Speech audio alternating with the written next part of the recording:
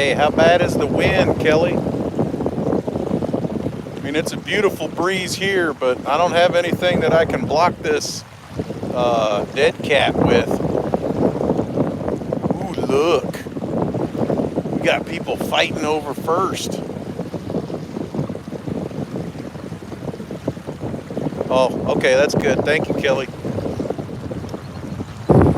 to touch on what we got going on here, I got a double hook rig on this whisker seeker rod. It's got a bluegill belly piece and a bluegill head. This warrior cat rod right here, I got set up with pack bait and a floating coconut white colored boilie. And that Mad Cat surge rod back there, I have set up with corn. Oh, can you hear me? Hold on.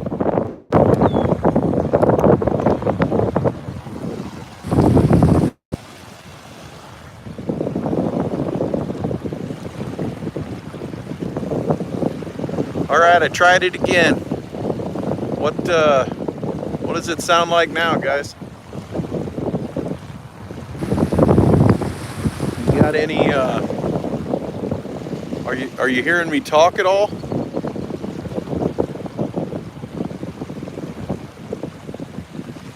Y'all probably don't want to hear me blabber all day anyway, right? This could be like the best thing. Oh. Yeah, the wind's whipping pretty good. They say that it might rain on me anytime, but I don't care. I won't melt. But of course I don't want my phone to get all soaked either.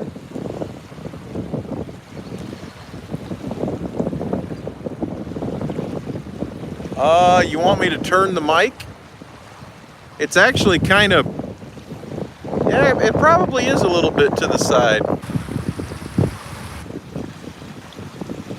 Kelly peas and creeks? Come on, Kelly.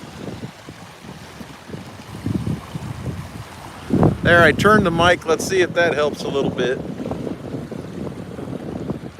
I actually have high hopes for these two carp rods down the way.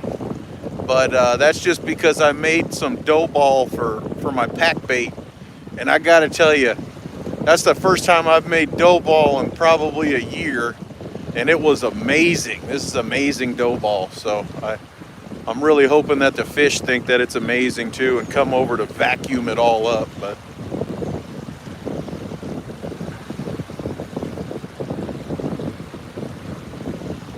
yeah, thanks, Haz. We're on our way. We're over 450 now, thanks to y'all. So we are definitely on the hot charge for 500. Okay. Let me see. I'll go 90 degrees. Actually, wait.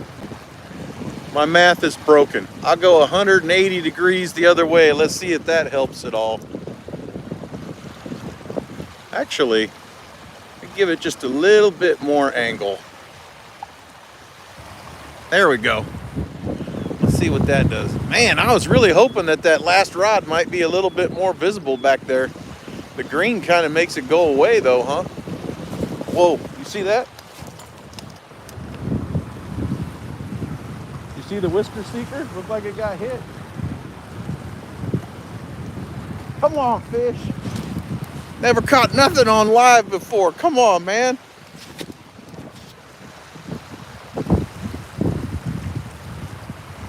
Shameless plug.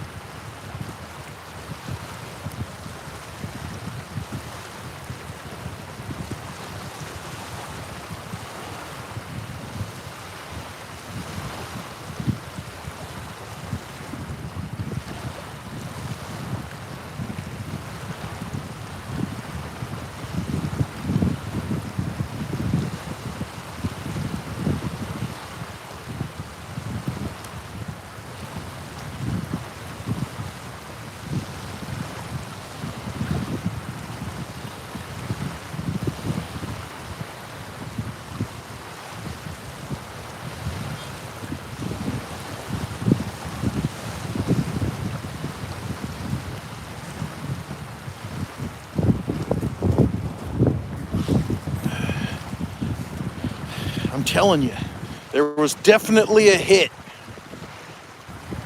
Pretty sure everybody saw it, but you know, look at that.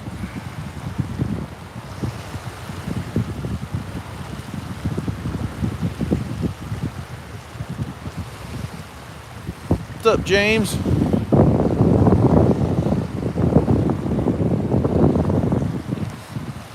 Oh, I better make Art a mod before Jody starts picking on him.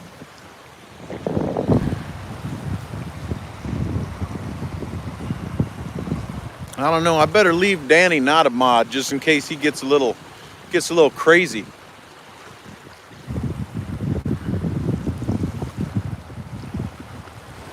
Come on, fish. Let's bury one of these rods. Muddy River rod holders. Let's bury one of these rods. Got our Palmetto Cats t-shirt on. I almost named the stream Palmetto Carpin, but you know, I don't want to take a good idea from him. You know, I like to share my good ideas with all my friends and let them do a better job of it than I'll do. So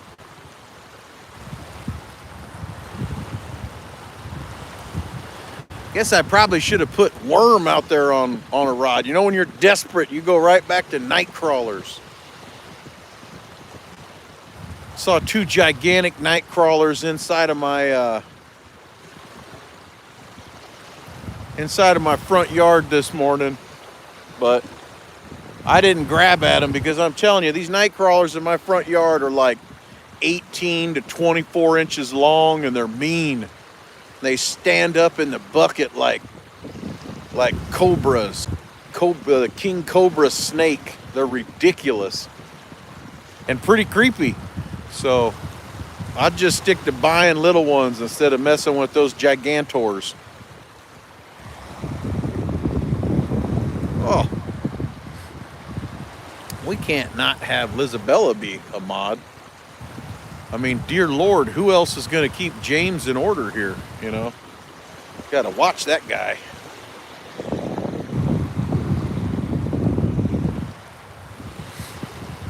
Yep, I'm out here begging for another fish. Eric B., say a prayer for me, brother. We need a fish. We need a fishing prayer. That's what we should come up with as a group. I'll let someone else write that. Someone more humble. Somebody more, somebody gifted in other manners.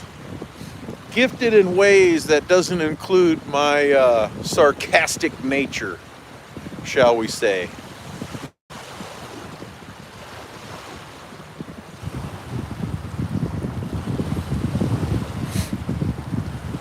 I think what's going to be funnier is if that green rod does get a hit and you all see me run in the sand and it takes me like 3 minutes to get over there. What leaves you out? Oh, yeah. Leaves me out too, Danny.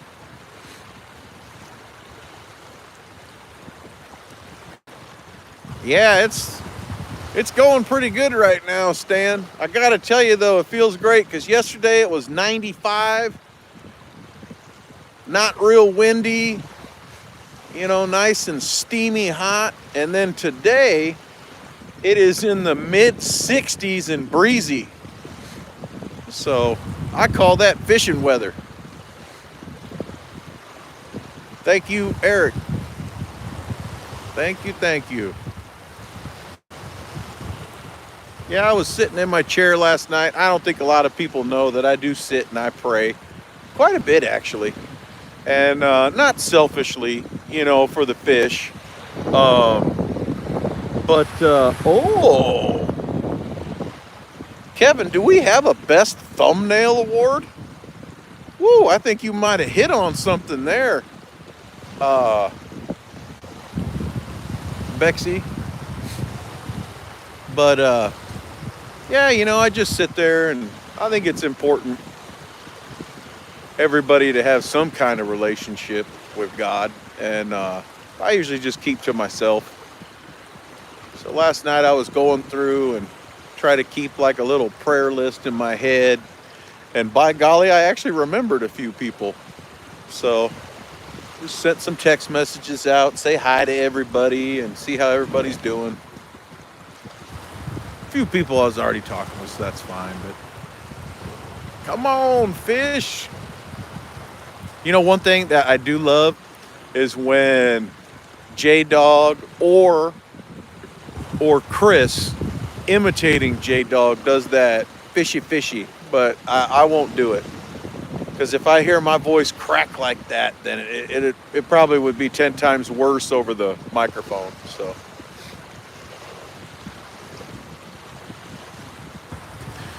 So for anyone coming in, thanks for the 15 people showing up.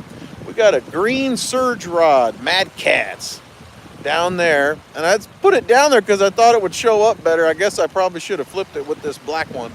But, you know, hey, who pays attention to their setup and gets everything right before they push that live button? I was just so excited. But we have carp bait on these two rods.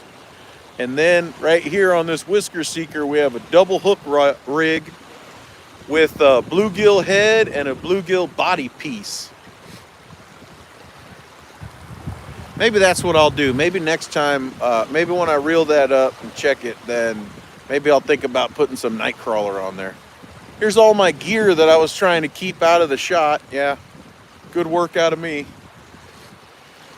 But hey, it's bank fishing. It's gonna get messy. It's gonna be imperfect.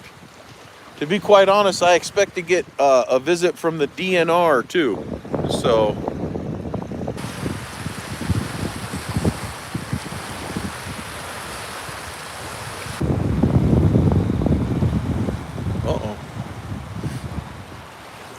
uh-oh, Jody's pushing buttons.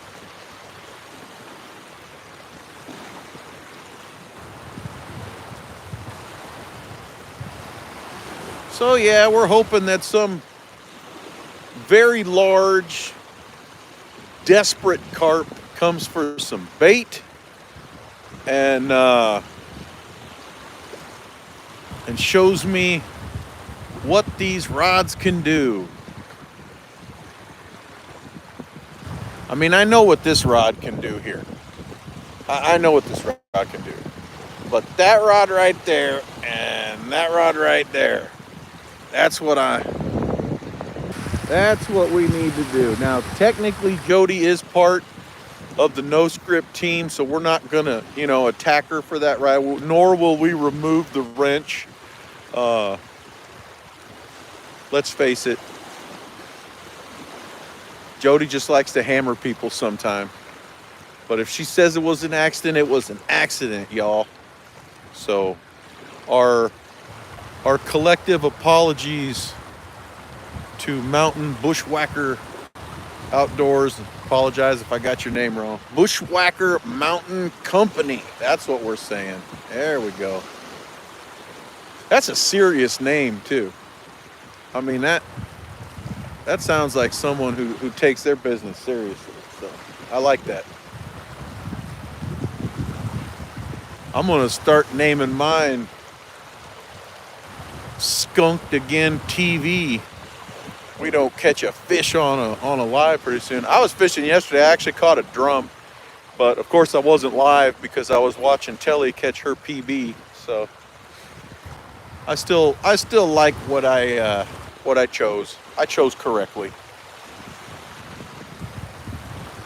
I think Lance, my cool guy, is on right now, or he should be.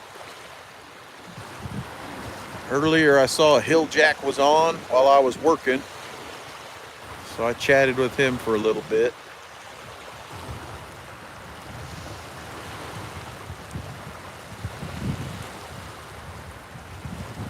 Not seeing any activity out of the carp rods yet. Very sad. Yeah, you whacked the bushwhacker.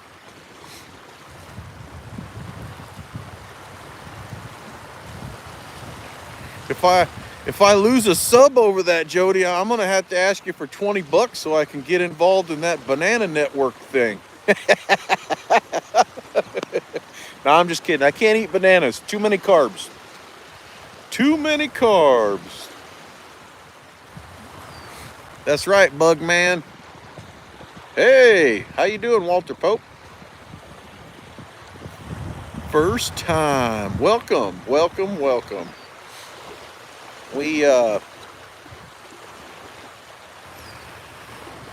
got some catfish bait out on this rod and some carp bait out on those two rods. We had a little activity, little hit here, but it didn't take it down. So we are still hoping and praying for that first. Now my daughter's caught fish. My daughter has caught fish on our live streams or when we were on live tournaments. Excuse me. And you know, you could probably count that I probably hooked one or two of them, but I let her reel them in. So those are her fish. So I still say that I have yet to catch a fish on a live stream. Now, we're going to fix that today, I hope. But I literally have, let's see here, I literally have 6 hours to try to break this skunk streak that I this personal skunk streak that I got going on. I can't even say it. It's so upsetting. But you know, it really makes me realize how appreciative I am to have such cool friends, such tolerant friends. Because first of all, I act like I'm an agent. Secondly, I act like I really, give a lot of thought to what I say before I say it. Most of it I do, some of it I don't. And then I realized that, I hadn't caught a fish on a live stream. I have never even seen a blue cat. And yet you all like me and you don't pick on me and you don't, make fun of my agent status and you don't make fun of the fact that I've never even seen a blue cat. I thought about that too. There's a lake about 90 minutes away and I might drive to it maybe on Tuesday or Wednesday. And there's blue cats in it. And my sister was saying that a lot of people said that the blue cats are kind of just like stuck in the middle of the lake and they don't really roam around too much. And there's some word for that. And I don't know. I'll just call them weird. But I'm like, you know what? I bet you I could cast and hit them wherever they're at. So, no, Kevin, I don't think anybody's ever been picking on me. Which is good because, I don't like people picking on me. I like to pick on people. But, no, I'm kidding. I mean, I don't just like it. I love to have a good time. But, I don't know.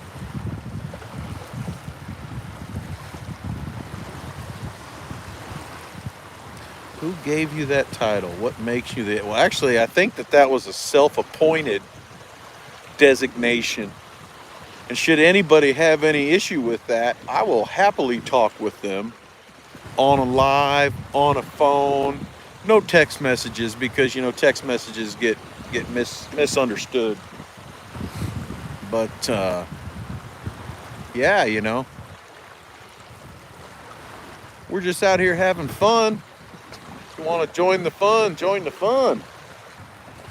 If you want to make fun of it or pick on people or, I mean, if you're serious about it, I don't really think that's cool, but we just having some fun.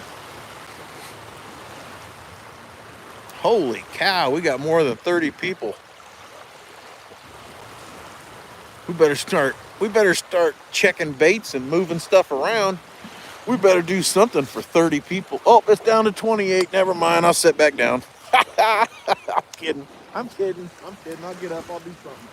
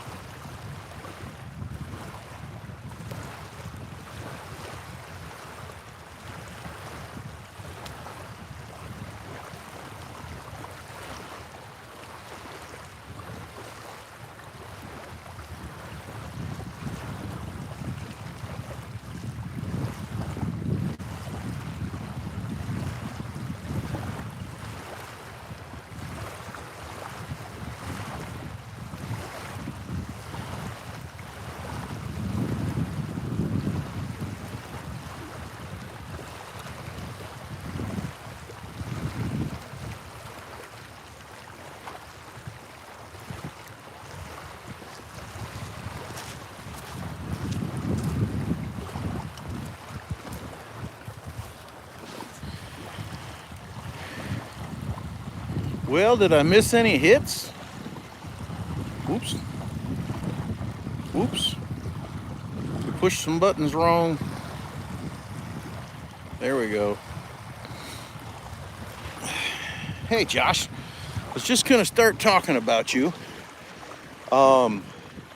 We are actually after both catfish and carp. But I just tipped the two hooks down there with those little pink ladies. I think I won them from one of your friends on one of your giveaways that you did. So still have the bag. Still, I'm about halfway through them. But well, I'm glad you asked that. Okay, I'm official. Well, wait now, Danny Stone.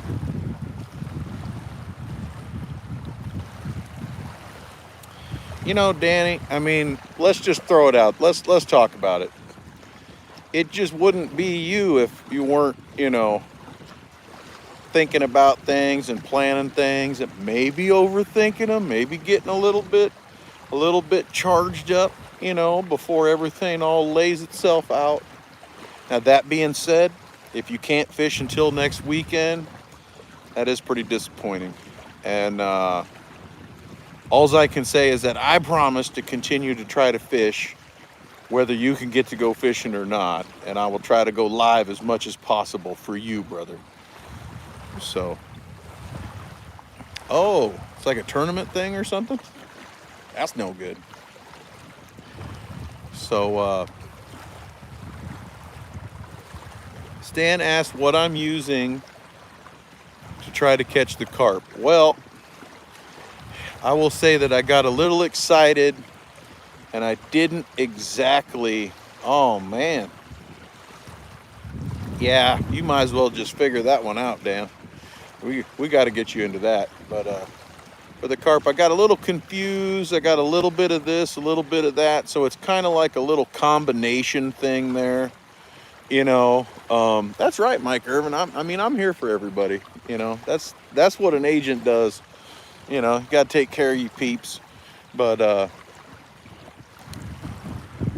I definitely am highly hopeful about potential for carp because I made some dough ball to be used as pack bait, and that is cornmeal, little oatmeal, and I just went old school and I just used some fake vanilla and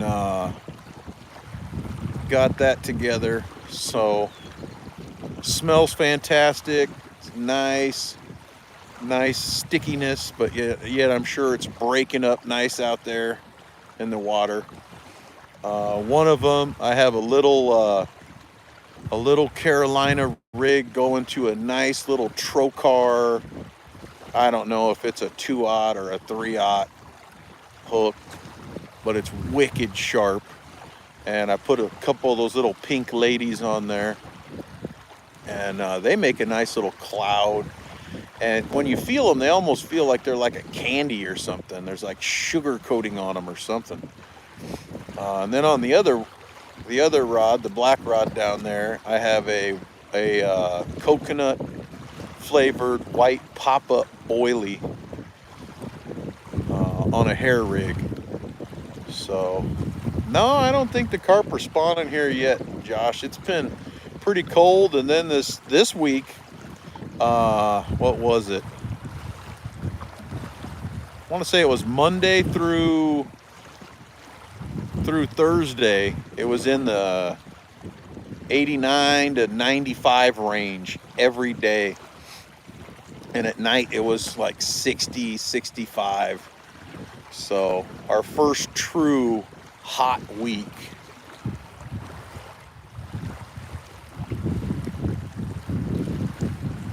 So we definitely are expecting the fishing to improve. The water temp has definitely gone up. I mean, you're seeing carp jump more consistently. Obviously not today since I pushed the live button, but on any other day that I haven't pushed a live button, I've seen lots of carp jumping, and I think I was live one day and there was a carp that was jumping. Skunked, of course, but you know. Yeah, we got to see some carps. Gotta see some carpy.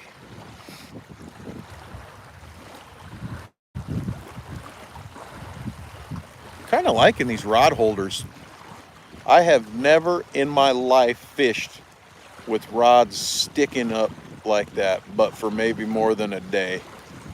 And then I'm like, nah, I want them to lay down and flat. And mainly it's because I didn't like how the rod would move and the line would move so much. And then when it's windy, you know, when we were younger, we were taught to really keep the rod tip down and parallel to the ground, and so that way you could watch the line and you could actually, you know, kind of duck down out of that wind.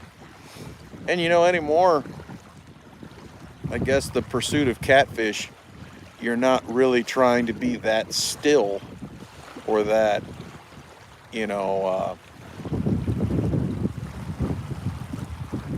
I don't know how you want to say it. I mean, I guess when they take it, they just hammer it. And I was thinking about it. I'm like, well, what do you think a carp does?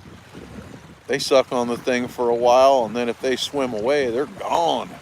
So they're gonna. I mean, it feels like it's hammering it anyway, but whether it is or isn't, whether it's, you know, chomping on it or just swimming, I mean, I don't know. I don't look at a lot of underwater footage. I probably should. I probably should look at more underwater footage so that way I could really tell more so how the catfish bite. But I think most fish just inhale that interesting item off the bottom and, you know, maybe give it a chew or two, and you know, if they swim off, usually the hook hooks them. So I don't know.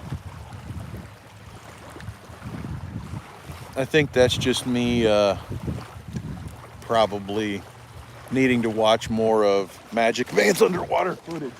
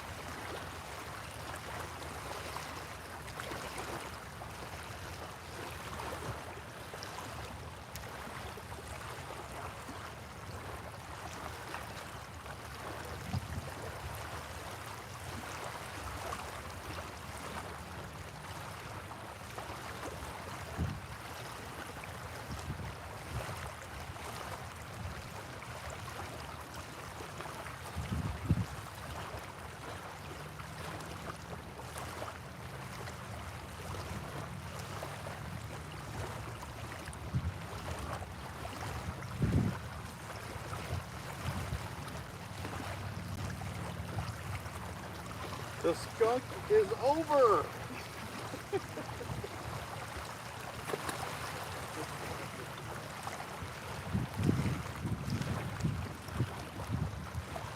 That was on carp bait, yeah, I know. Kind of strange, but it is what it is.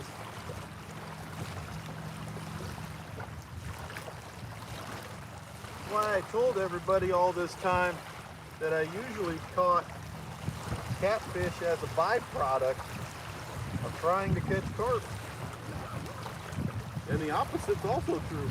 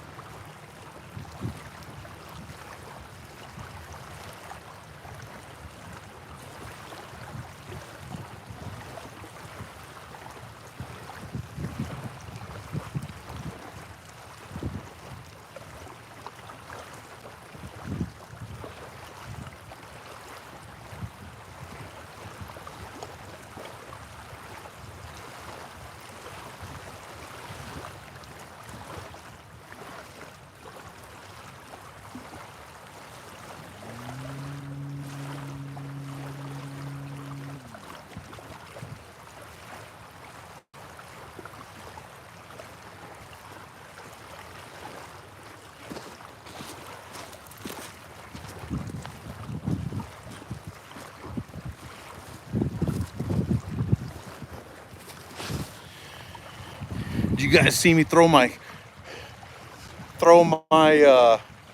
pack bait off that bank sinker? Yeah, sometimes carping ain't easy.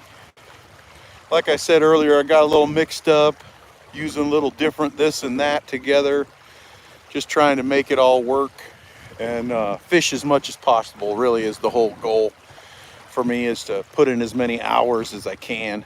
And since I took time off, but yeah, that's why I reeled it back in, because if my pack bait flew off because I threw it just a little bit too hard, then I just reel it in and throw about wherever the pack bait landed. So it'll draw them in. They'll be feeding all over the place. They'll take a look at whatever. Oh, J-Dog, I better make you a moderator before Jody hammers you. She's in a hammering mood. And yep, we better protect Aaron too. So, but yeah, that was pretty funny. That was pretty fun. I figured I jinxed myself when I said that far rod out there is gonna get a hit, and then you are all gonna have to watch me run my big butt down the bank to try to get the rod. So what do you think? Was it all that you imagined it would be? So yeah, Stone Cold, I really wasn't much of one, mainly because I was lazy. And I usually say that I'm like the dumbest smart person or the dumbest intelligent person that I know, But that's just, I just say that because I didn't really take advantage of all the opportunity that was around me when I was younger, just because I just didn't really feel motivated to do it. But the uh, the fact of it is, yeah, I mean, I played a couple years of soccer and I played 1 year of t-ball, and I couldn't hit that that ball, so it was horrible. Hey, Mike, I fish in Iowa as well. I'm going to take my 7-year-old boy out. Any recommendations? Well, Terry, what I'll say right now is, oh, you live in Des Moines? I'm from Des Moines. I am on Saylorville Reservoir right now. This is the Cherry Glen recreational area. It is an extremely easy and accessible location. I literally am parked just to the right of this screen, of this view. Um, the old channel runs along this entire bank. There are tons of fish here. Tons of fish here. All different kinds of species. That's the real question. What is it that you're looking for? Um, Most of the ponds around here have really been heating up really well, and we've been catching some nice bluegill and some nice sized bluegill.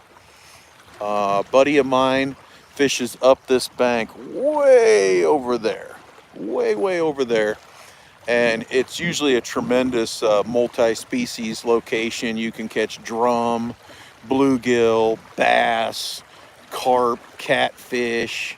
I even saw a flathead swimming up there. But oh yeah, I got one of those bobbers too. I tested it out in a pond. It was awesome. And out here, honestly, I just spread my rods out a little bit and give it a shot and try to see if they happen to be more so in one spot versus another, or you know, Stan, I think that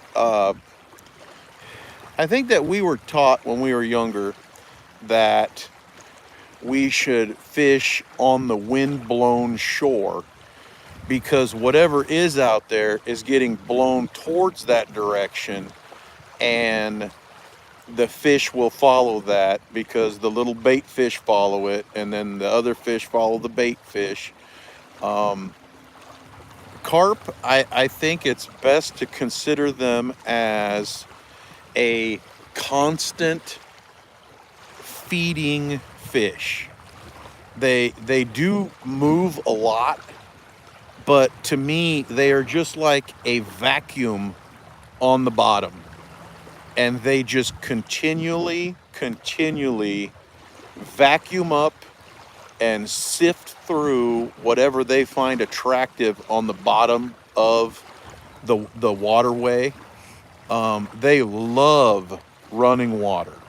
So certainly in a river, if you've got some current, they'll use that. You know, they'll swim. You know, they go everywhere. But if the current's too strong, I think, and again, I'm not going to act like I'm, you know, anything less than the best agent in the business. No, really. Getting back on topic. Carp, they don't like too powerful of a current, I don't believe, and they like to get out of that a little bit. So if you can find like a sandy, you know, flat, which is what this all is. This is all sandy flat. There's some rock in there, so that's why we see a lot of the other species too. But if you can find a spot, and by flat I mean flat, and they also do not like or need a whole lot of water. This water right here, like there's a buoy right out there. There's a buoy, and that's to keep the boats to the left of it and everybody else to the right of it. There's lots of people that, you know, swim and launch their jet skis like over here and whatnot. But this water is literally like maybe 4.5 to 8 foot deep. usually in most of the spots that I fish. But then if I throw out into that channel, you can really feel it sink. And inside the channel, I feel that I find both catfish and carp, but maybe if my data is correct, maybe more catfish than carp here. But that being said, I have some sweet corn today, and I am not a huge fan of it, but it does work here. I mean, it's not working today because I pushed the live button, but generally speaking, I feel like sweet corn does work. The only problem with it is that other little fish also will go after sweet corn, so you'll have drum or bluegill, and then if your hook's too big, you're not going to catch those fish. Plus, they strike at it so hard, they can really clean that hook off pretty easily. This is where using feed corn is definitely a great option.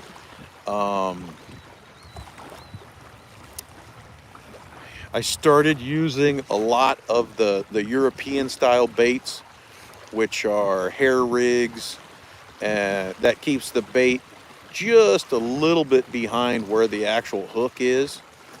And that it is good in for many reasons. The first thing that I like about it is, for whatever reason, it doesn't seem like a turtle messes with it. And I know I just jinxed myself, but other people have said it too, and I believe it. The boilie itself, I like to use 20 millimeter boilies, and it's just a little round baked dough bait.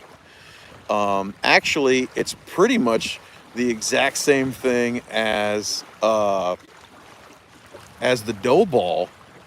It just, the preparation is different, and they actually cook it to where it's very solid.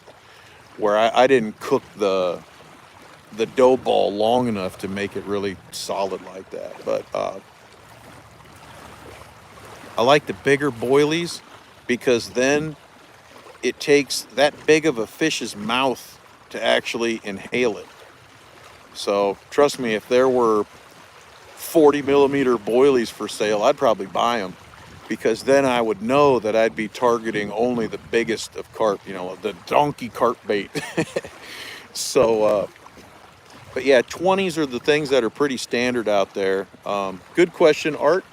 They do make some boilies that float, and then they make some that still sink and stay on the bottom. I use both. I have no magic description as to what or why or when to use those, but I do use them, and I vary and I alternate. The floating ones cost more if you're buying them, and if you make them, I want to say there's just one more step that they take in the bait making portion of it. It might be like to microwave them for a while or something. It's ridiculously weird, but it's just like one more step like that. But yeah, they do float, which is pretty cool. That actually is what I caught that little catfish on. That was a floating coconut boilie. It is white in color, and I'm telling you right now, I have not seen a much more effective catfish catching. Yeah, Art, I'd take a 65-inch TV. You don't even have to mount it, man. We can just set it on the TV stand. That's fine. We don't have to drill into any walls. But yeah, these white boilies are, oh great. We made Danny Stone fall asleep. Danny, did you see the fish? Now, he said he was up all night, so he fell asleep. That's fine. If you saw the fish, man, or if you didn't see the fish, you got to go backwards, because then you'll see me run my fat butt clear down the whole bank to get that far rod, man. That's pretty funny. So it's definitely worth rewinding a little bit. I don't remember how long ago it was, but probably 10 minutes or so or more. I don't know. I kind of just been blabbing. People been asking questions about carp bait and carp rigs, so I figured that, yeah, man. I tell you what, I didn't even know if I could run anymore, Danny, but I did. I mean, I think I might have broke like, point 0.2 or point 0.3 of a mile an hour there for a split second too. Kind of like that perfect dragon bait speed, man. So, yeah, Ace, we got a fish, a little catfish, a little channel cat. Of course, I caught it on carp gear. No, Danny, I mean, I thought that I was running. I mean, that's how it felt to me. It still took me like, 6-8 minutes to get down there from here, but I felt like I was running. It was pretty exhilarating, actually. And then the catfish took the carp bait and started bringing it in towards shore. So then I didn't even know, man.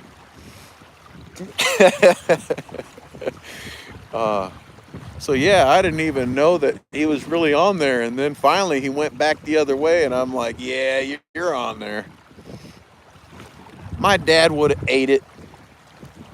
My grandpa might have ate that catfish too, but not me. Not me. I just throw it back. Throw it back. Let's hope for another.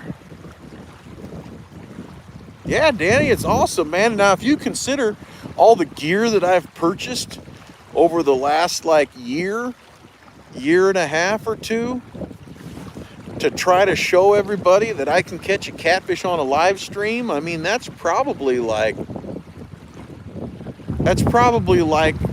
the only 2-pound catfish you ever saw that was worth, $4,000, We'll consider it to be a worthy investment.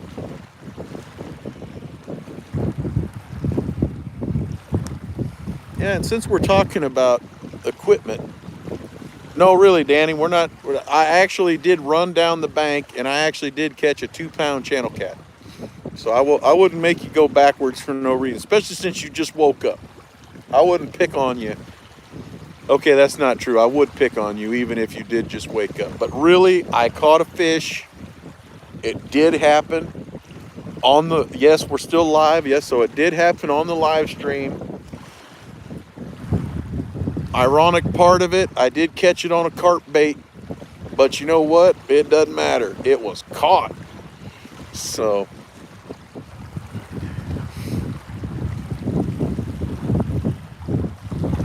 while we're talking about equipment, that rod that I caught that on is the Warrior Cat Black Cat. It is 7.5 foot, one piece. As you can see here, I'm still very fond of spinning equipment. I do have some bait casting equipment, and most of that I have set up for Lauren because it seems like she does pretty well with the bait casting or spin casting models, and some of the spinning she does pretty good with. The lighter weight stuff she does good with, but when it gets real big and bulky, she has little struggles with it. So I've been trying to tailor some equipment for her strengths, and but yeah, that Warrior Cat Black Cat rod, whoo, I am a fan of that. It is all jet black guides, black wraps on the guides, black foam handle, black reel seat. And you might think that would just make it too simple, but nope, that thing is an awesome rod. I really like how those guys engineered their product. It's I think it may have a little bit more of like a moderate fast action, and I put a Akuma Seymar 55 on it. And I would say, generally speaking, for my waters here and for how I fish, hey, yeah, our ace is way down there and it's in the water. So no, I'm not going to show it to you. And oddly, I don't have another one. Usually I buy everything in pairs, but I didn't do that this time. I just wanted one, and I knew that I'd like it. I just didn't know how much I'd like it. But yeah, I got that problem. I try everything. I'm in, well, most of everything. But that definitely is a really cool rod. I like it a lot. I'm a big fan of those Akuma Samar reels too. I have more than I can count now. And they make some models in tactical green. Again, I don't have one of those out right now, but very, very, very cool. Very lightweight. I mean, try to find that nice balance. I use a lot of bait running equipment, and that changes the balance quite a bit. So I definitely have been enjoying these real nice and different rod holders to try out versus what I used to use. And I feel safe using these rod holders and a reel that is not a bait runner. So very different from all of my carp specific tactics. Yep, Uncle Lou, I'm on Sailorville. You're right.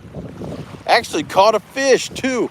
You missed it. I ran all the way down to that far rod, man. Yep. I didn't need oxygen when I got there, but I thought about it just for a second, I'm like, oh Lord. It's like I'm gonna turn into what did Adam Sandler do? He did a skit. I think he called it Fatty McGee or something, and he was wheezing all the time. But yeah, I caught a little 2-pound channel cat on some carp bait. So that's probably about perfect for me. Catch the other species on the opposite bait tactic. I'm gonna change out this bait on this Whisker Seeker rod though, because it is not doing nothing. Think we're gonna go to worms. Get desperate. Go for the worm.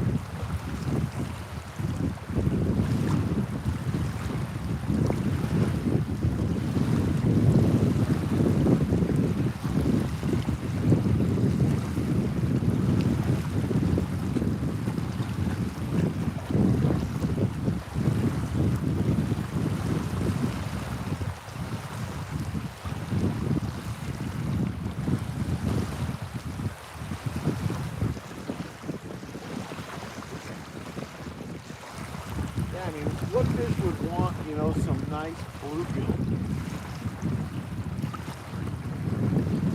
We don't need that here.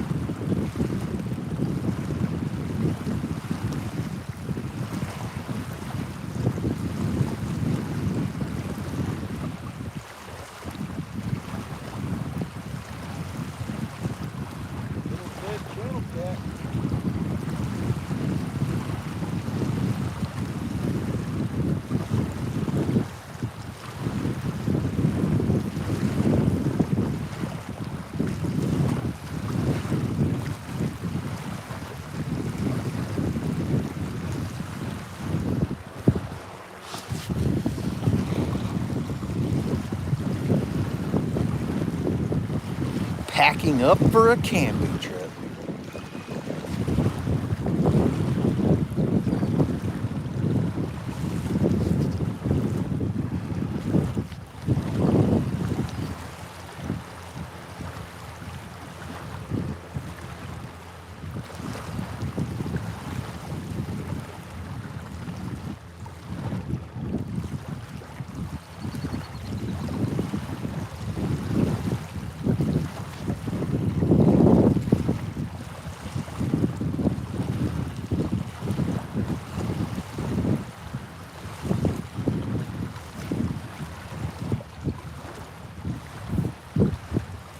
Yeah, Dan, we actually got one too. A channel cat. Little 2-pound channel cat.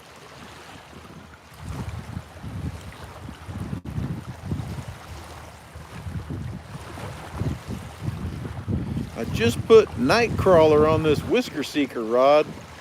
I could have swore it just did something really funny. I was looking at the chat and then I looked up and I'm like, that rod just like totally rocked or something? I don't know.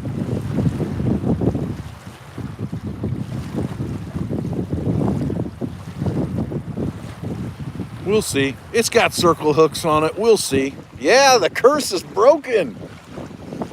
We broke it with a nice little 2-pound channel cat. Yeah, that's what I thought, Danny. Was it a big hit? Or, I mean, I thought the whole thing got rocked or something. Maybe something ran into my line. Because it doesn't look like it's doing anything now. Might have been a liner. But we'll see. That's got a double hook rig on it, and I just went double worm. So, okay. Yeah, could be a drum out there. We got lots of drum in this area. Now, don't get me wrong, I would love to catch a gigantic barn door drum. I mean, like a 15, 20 pounder. That'd be awesome. And they fight really nicely. I mean, no, I wouldn't eat it, you know, and I don't know that I'd be as proud of it as other catches, but it would be nice if I could catch something big.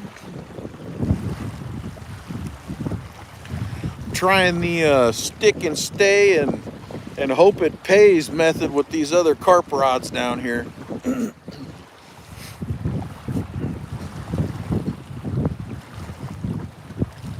If anything, I might throw them a little bit more shallow when I go to move them. Give shallow a try.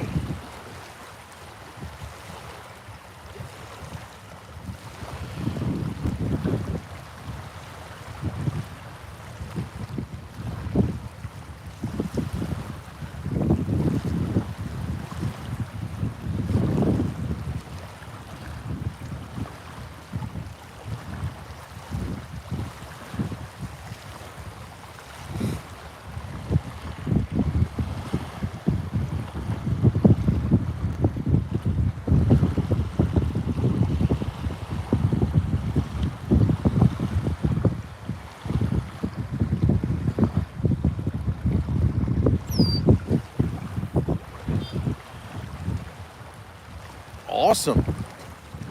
Yeah, send me a picture of a massive drum. I'm ready to see that.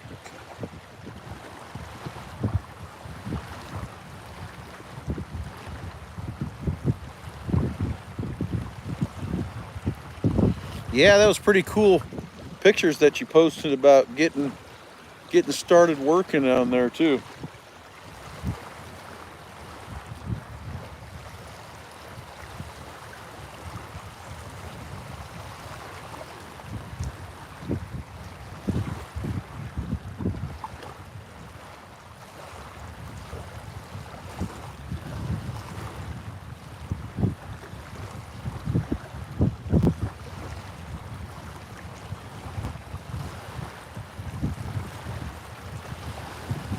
Yeah, maybe I should go move those carp rods. See what happens when you're just enjoy talking with people on your live streams, you get lazy and you just sit there. When really you should be fishing. You should be actively giving it a chance to do something. Plus, if I go down there and mess with those two rods, I guarantee you this one's gonna bend in half. And I might miss it, but at least it'll bend. Gotta tempt fate like that, right?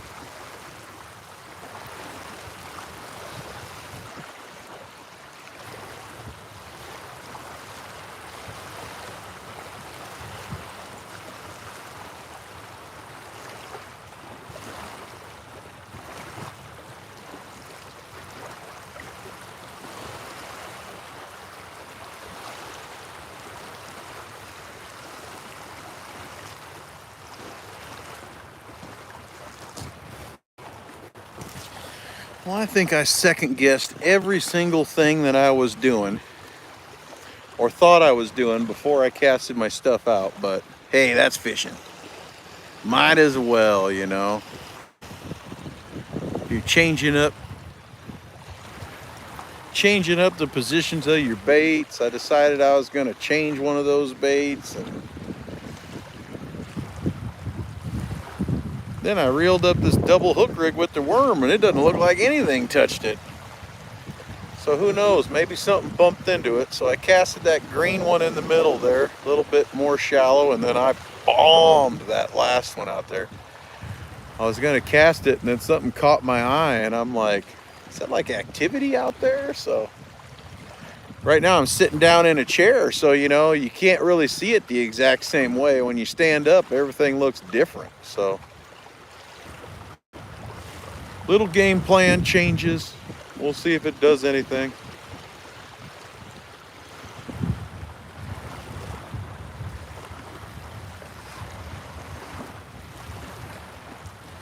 Probably should have moved those other rods a little closer so they'd be in the camera better, but I'm sure y'all see them. I just figured I'm the only one out here. There's rain projected until like the 11 a.m. hour or something, and of course it's sprinkled maybe 3 times, knock on wood, but it looked good enough. So, you know, I haven't caught any carp yet, oddly, Jeremy, and what I have out there is a coconut pop-up boilie, and I had been fishing closer, so I was using some cornmeal dough ball as a pack bait, and then this last time I left it off of there because I casted it much further out there.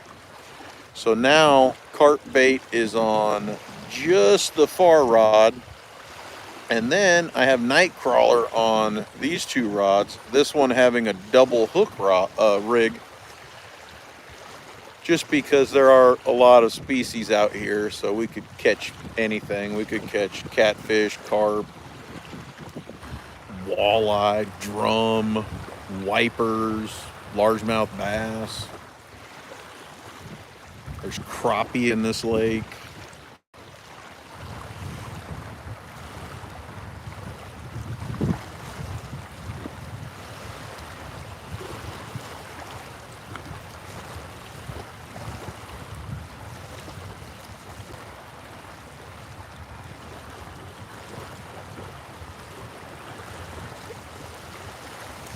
Yeah, I still think that was a pretty cool moment, though. Everybody got to see me run down there and try to get that rod. Then the fish was running towards me with it, creeping up towards me with it, so I had to bring in some of the slack. Then I finally thought, you know, it might be on there. Yes, you are correct. JTC, you are correct, sir. Those are some fun fish. Mean, too. Woo! Woo, are they mean. I caught one the other day. It was like just under 6 pounds. That was a different location, but still.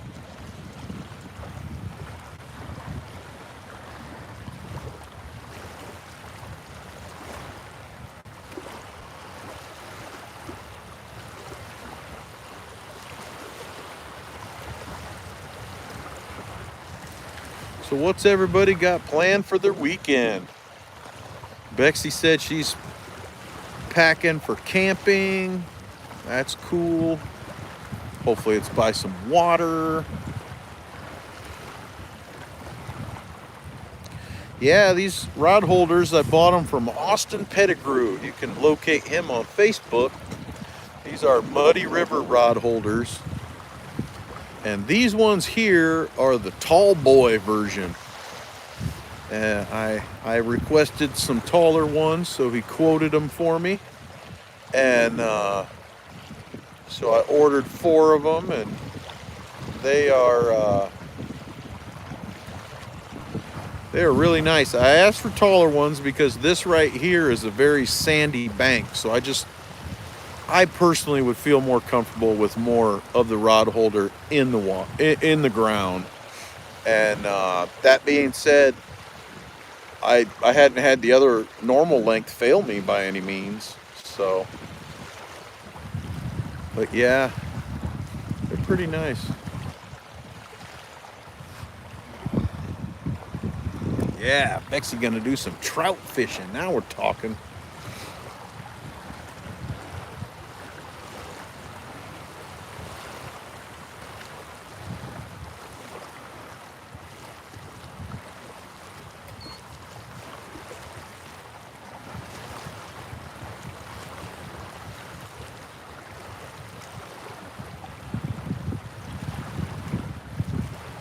Missouri River.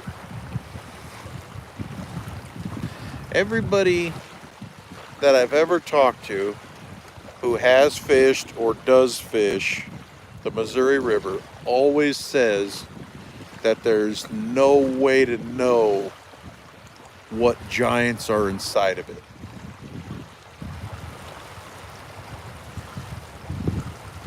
Well, one of these days somebody's gotta show everybody.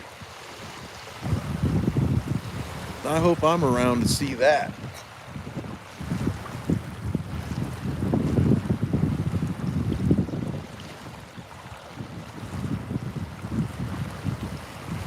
Couch tournament. John Euler couch tournament.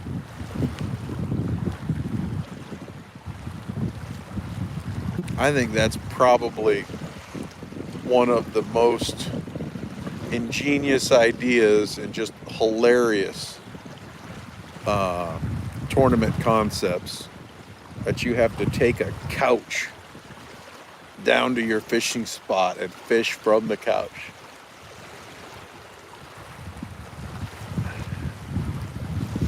Also can't count on one hand how many times my kids have been sitting there acting like they're fishing on the couch, watching river certified videos, catfish and carp videos, chunky cats, live streams, iron cat tournaments presented by Palmetto Cats, all that, man.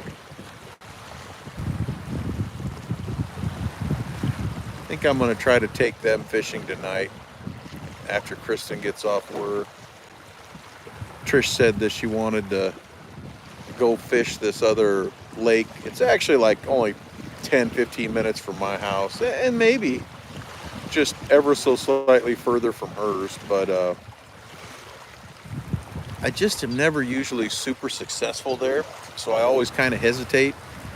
And there's always lots of people walking around the trail because it's like almost exactly 1 mile, I think they said, or maybe it's almost 2 miles.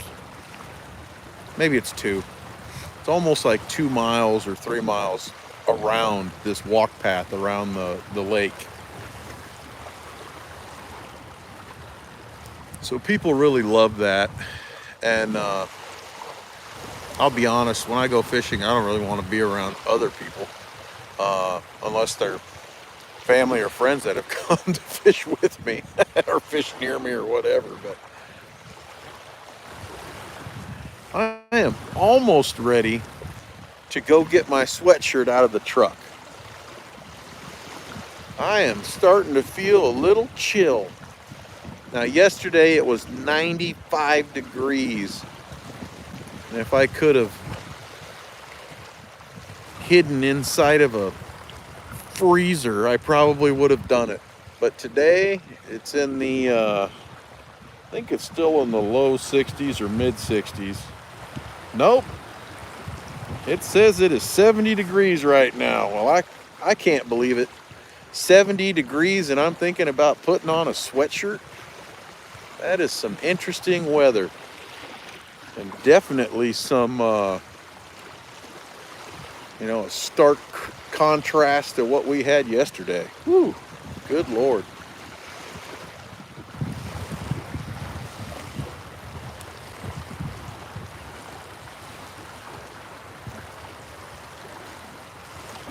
Yeah, the Mexicat might be fishing here tomorrow morning. I may have to join him.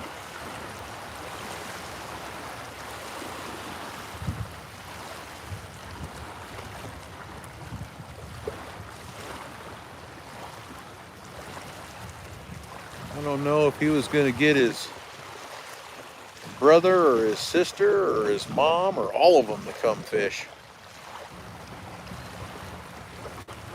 But yeah, we are a fishing family.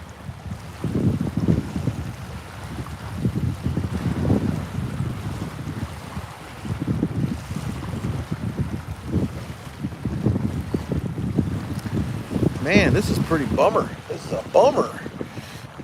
I think the fish that we caught was like an hour ago. Maybe like an hour ago.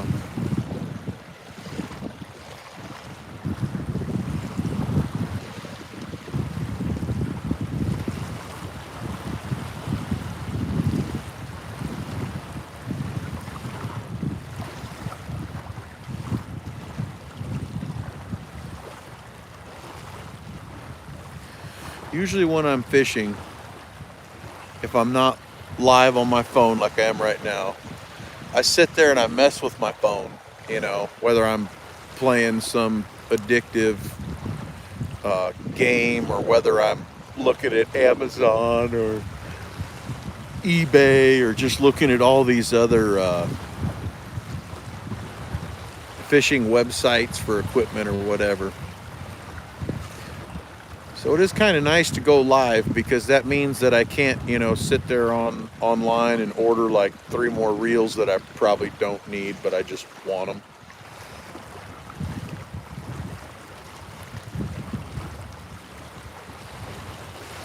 I got my 10-foot Cast King Kong rods in the truck too.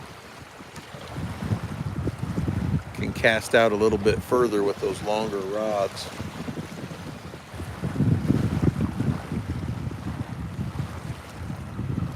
Some of these 7.5-foot rods are just absolutely incredible at the casting distance that you can get with them.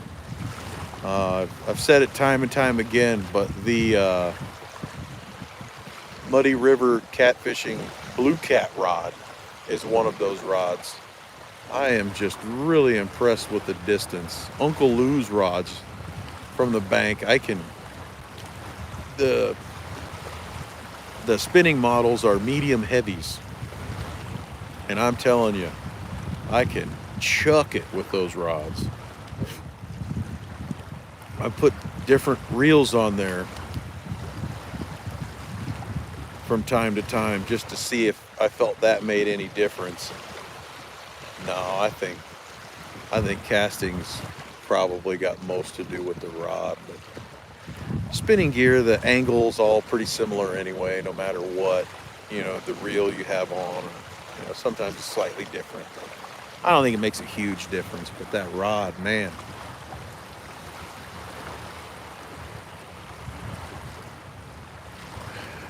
Usually my family asks if you can cast out past that buoy.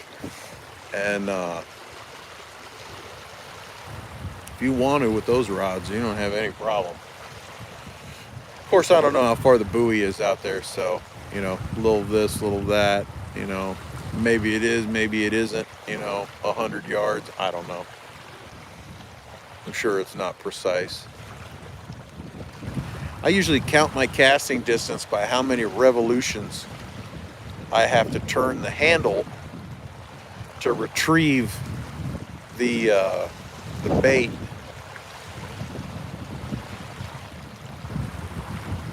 Most of my spinning gear, the retrieval rate is right about 36 inches per turn of the handle. So it's pretty easy to figure out how many yards you're casting with a reel like that. Got the wind picking up here too.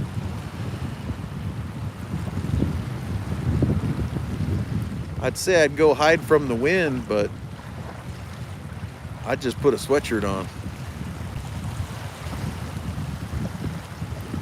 Feels great. It is slightly concerning though, given that everything to that direction is very dark.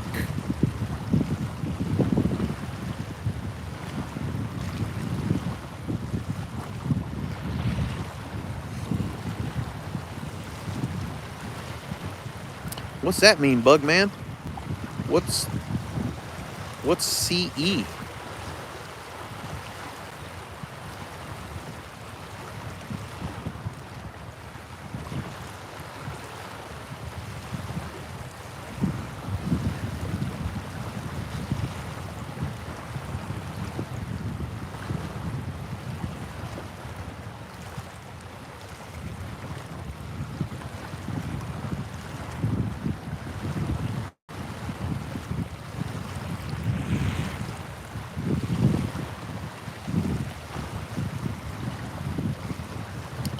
Well, good morning. That's a good name. That's a good channel name, Brumpy. I like it.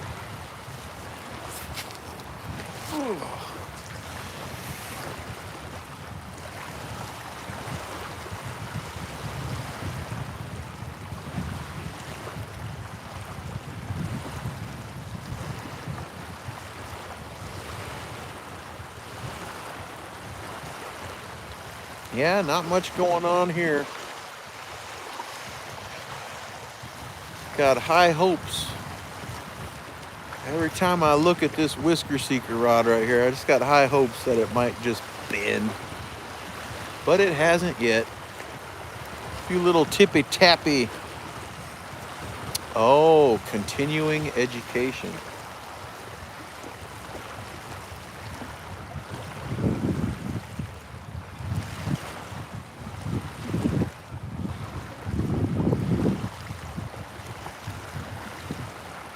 Well, don't beat yourself up too much over it, but if there's anything I don't like, it's watching people beat themselves up for making mistakes or forgetting about things. We just do what we got to do and get it done so that way we can do what we want to do. There you go. Now we're talking. Continuing education while fishing. Yeah, 75% chance. I don't doubt it. It's looking like it's gonna rain over there. Yeah. They also said that there was like a 50 to 60% chance of it raining between like 6 and 8, and I literally got like 2 little sprinkles on me.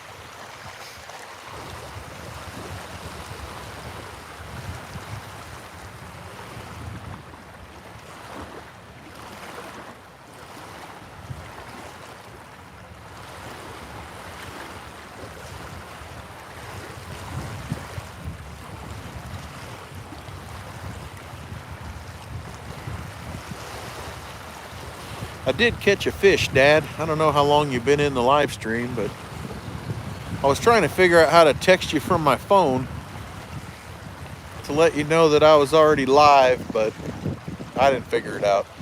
Or text you from my watch. The little screen has changed on this last update, so I can't figure one little thing of it out as well as I used to could.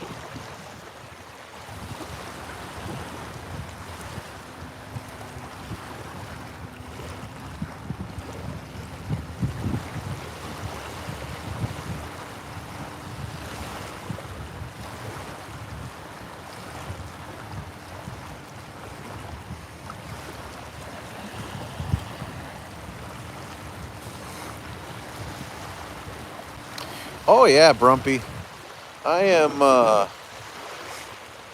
am very happy with the Whisker Seeker rods. I actually went out on a quest last year, and maybe part of the year before that, to see if there were other rods that I felt were that much better than the Whisker Seeker rod at the same price point.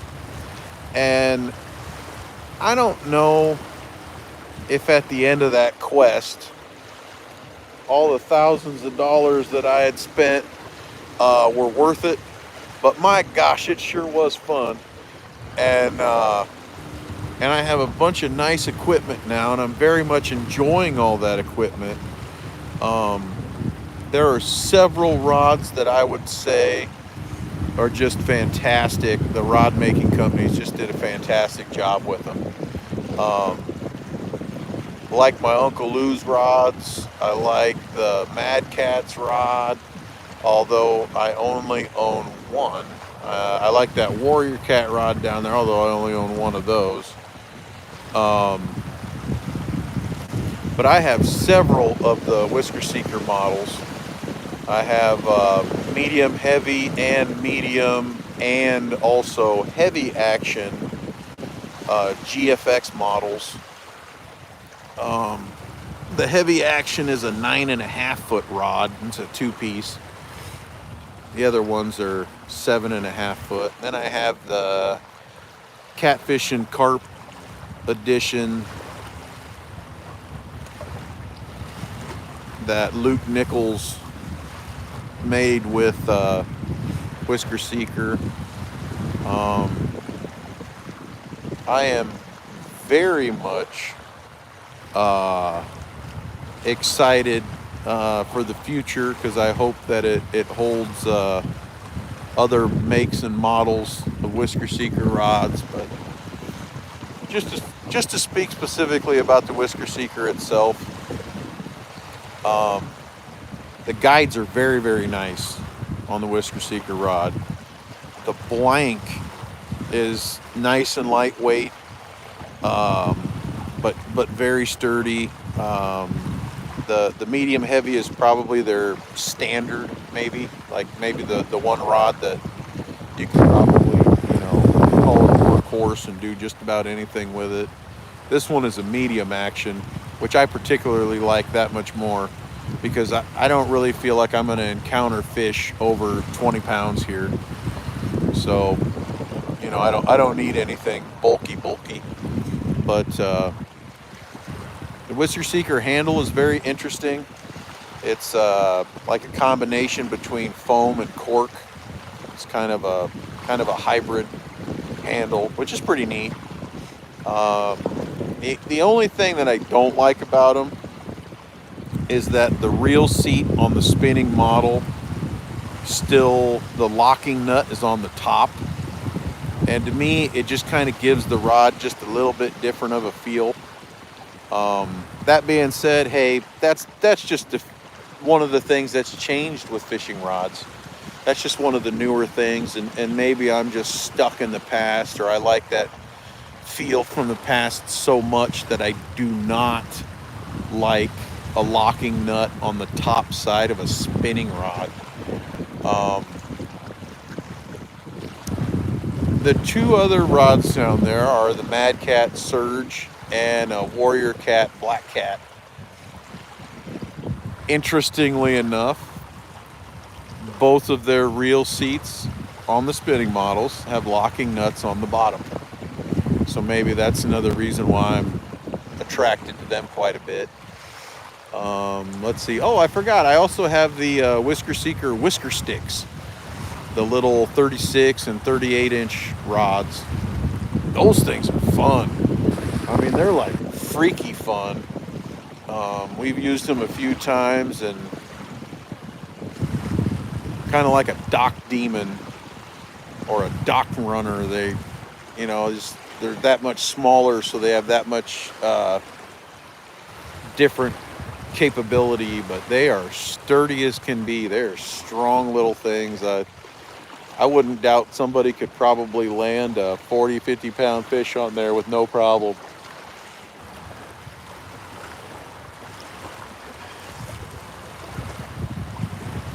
Hey, how's it going? Yep, Chunky's my friend. I was gonna call him the other day, and then poof, he went live. I was gonna call him and be like, dude, are you going live today? He caught 2 50-pounders that night too. A little bit before dark and then a little bit after dark. Unreal. I don't know, maybe one of them weighed 49, plus the net weight. I don't know, and I don't care. That was so much fun to see him have a good time.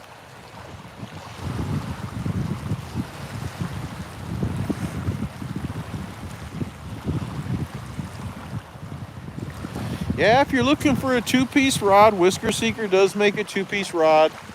Another one to consider is Catfish Sumo. They have a two-piece rod, and very, very nice. Very, very nice rods, both of them. A little bit different. Rippin' Lips makes two-piece rods. Also like them a lot. I have one at home. It's a medium light. I keep meaning to bring it out here, get a nice big takedown on a nice medium light. Let's see, who else makes two-piece rods? Catfish Pacific, I'm assuming, or carp. I mean, but to be quite honest, you can use any medium action rod and have a blast catching carp.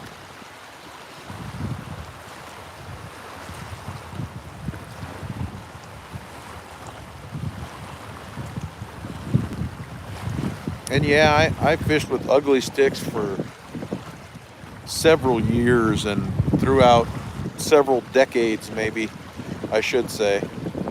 Love those rods. I do enjoy that these rods are rated to throw more lead.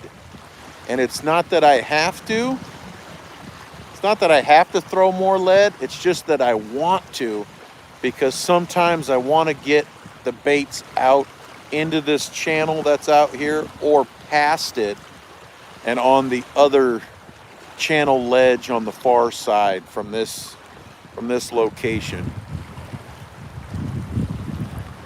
Certainly we could use any of these rods in the river. Our rivers don't have a tremendous amount of current.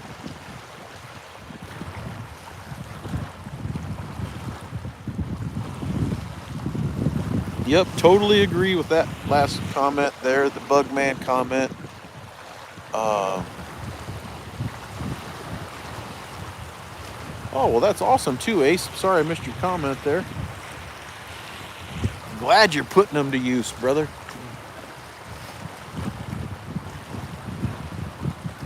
I need to move these baits. Nothing's going on. I think I've been sitting here for 15, 20 minutes. But I said that earlier, you know, that's just the enjoyment of being live and being on YouTube and fishing. You get a chance to talk to everybody, even though you're not talking. And you just get to enjoy the fishing a little bit more. I mean, in the past, I always said, you know, if I haven't caught a fish in 2 hours, I'm bored and I'm gone. And even right now, we're coming up on 2 hours, and I've only caught one, but I haven't been bored at all. I enjoy the conversation. I love talking about gear.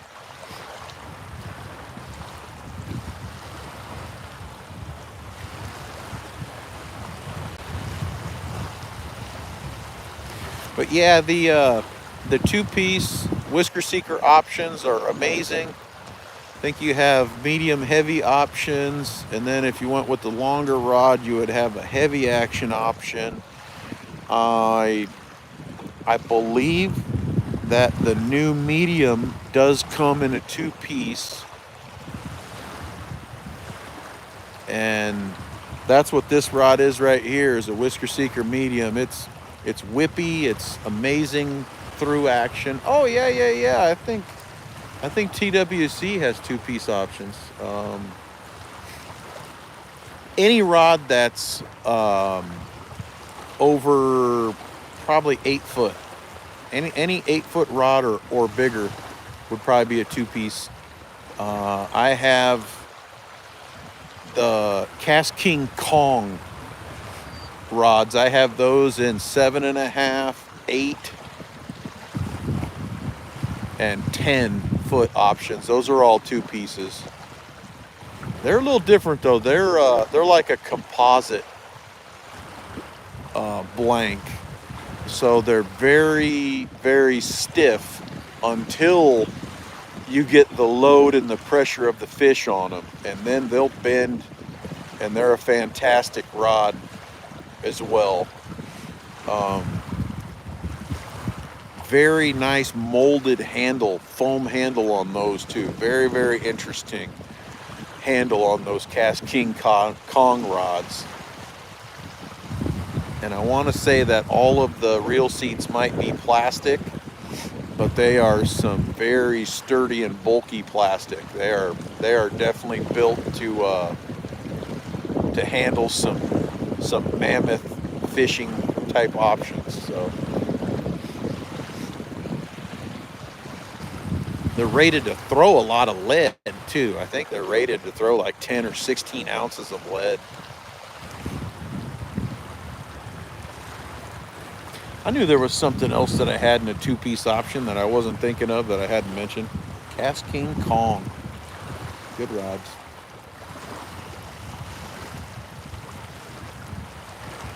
Well, let's go move some baits around, because this isn't doing nothing. But before that, I'm going to get that sweatshirt. It's getting cold.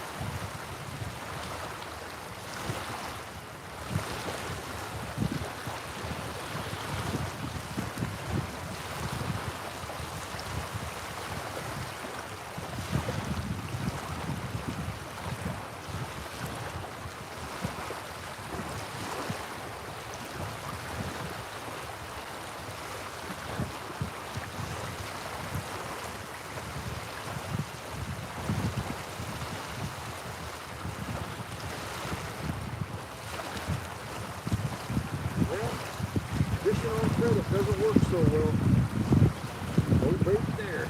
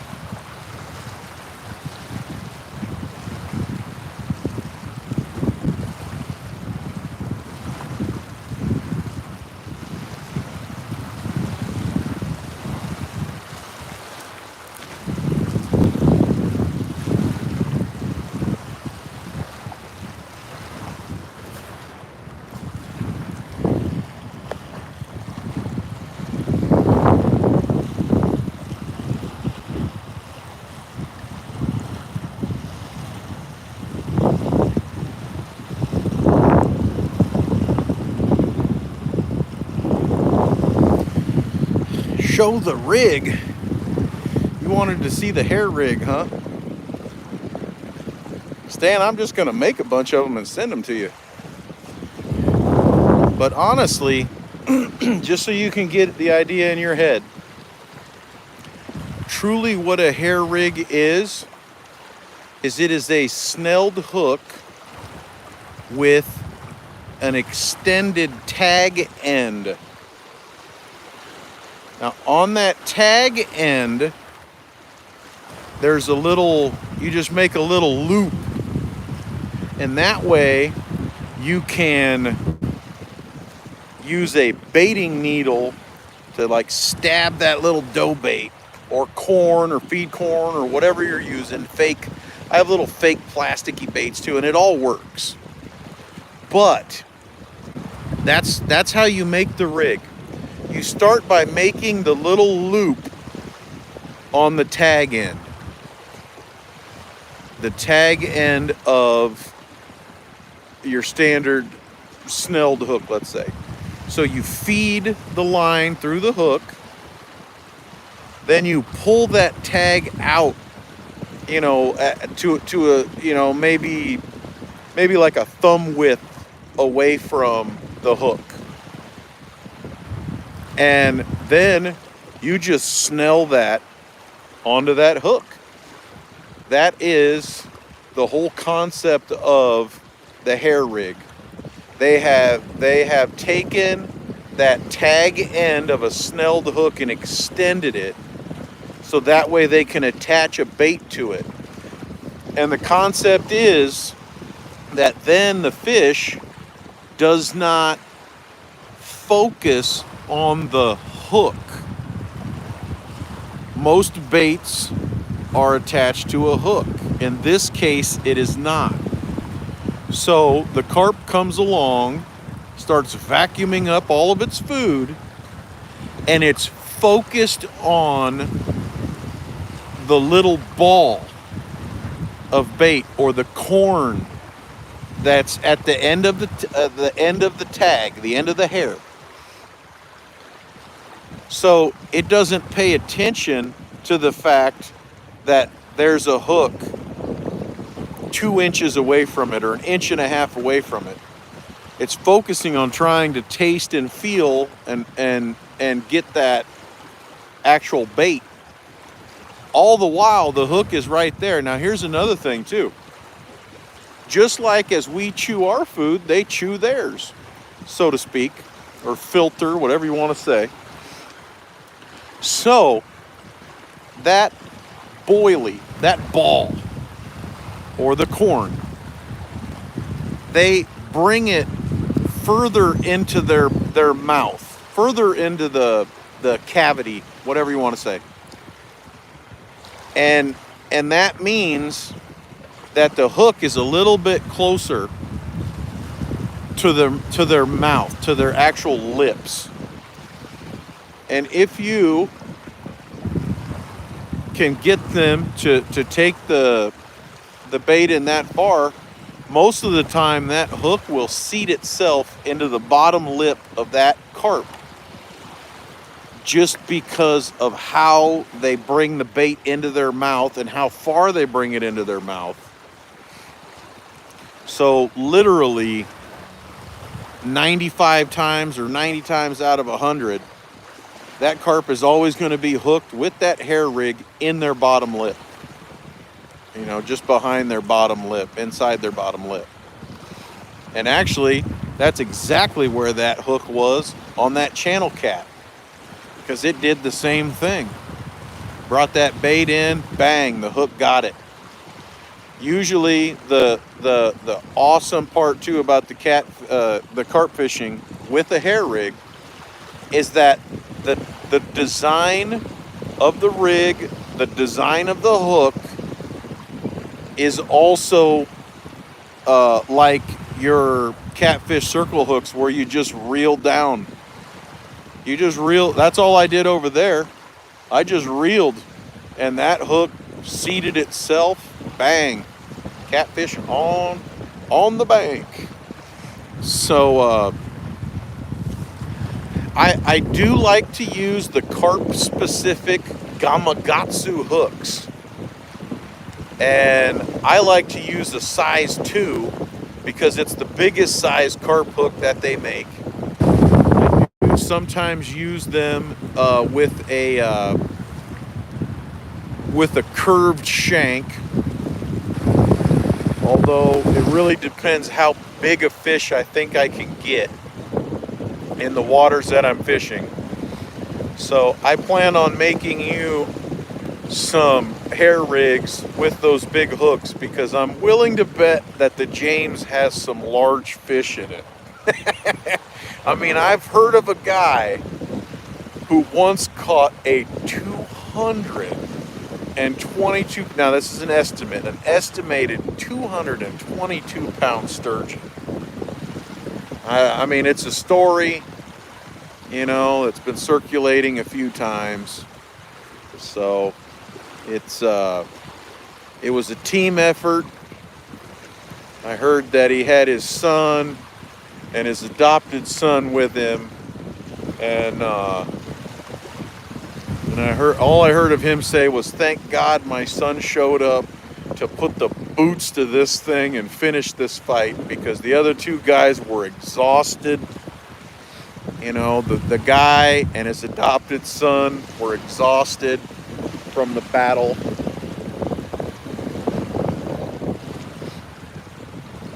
But oh yeah, it's I might get rained out here in a minute, so.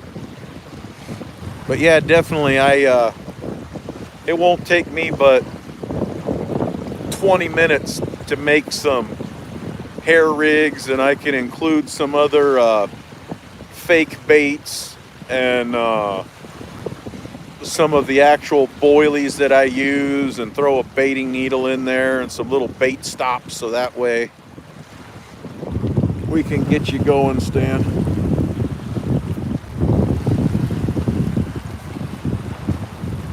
Some people think you have to be real tricky or real mysterious, so to speak, with carp. I don't think so. I do not think so. I think it is as simple as boiling up some feed corn, and that I put straight onto the hook. And so I get like a nice 4/0 octopus or circle hook or something, and I put feed corn right on the hook. They eat that up.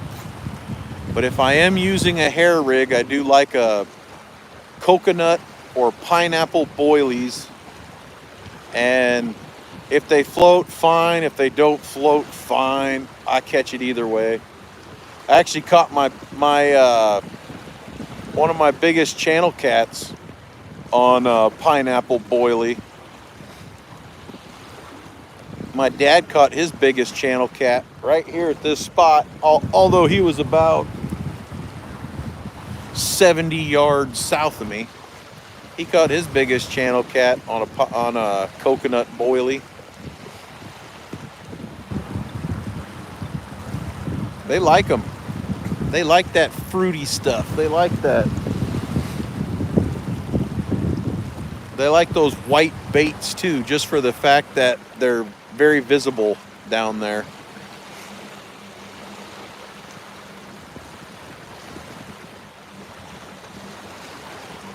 Yeah, Art, I'll make you some hair rigs, man. I'll send you some. It's too easy for me to make them. And honestly, it's kind of therapeutic fun.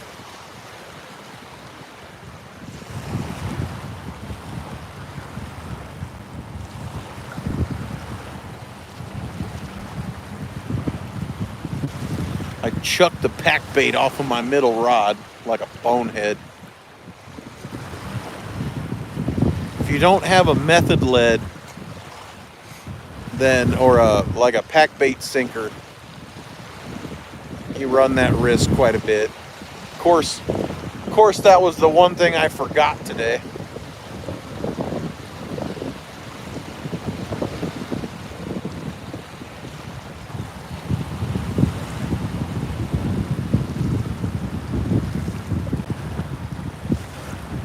I don't know how much longer I'll be here, Mexigato. I am, the wind is definitely kicked up, and the rain looks like it may be to the west of me. Could be 45 minutes, could be an hour, could be less, I don't know. But it definitely looks like it's raining over there. You're in West Des Moines. You got any rain over there right now? You're west of me. As for the carping from the boats, I think the main reason why there isn't much carping from boats is the fact that the carp usually are close to shore, and usually when you fish for them, you just sit your bait right there. You don't really, move it much. You don't want it to move much. You want it to be stationary so they can find it. But you can do it as long as you anchor up somewhere and just, hang out. And I fish. Our buddy Victor, he fishes for carp out of the back of his boat all the time, and he is very effective at doing it. Oh.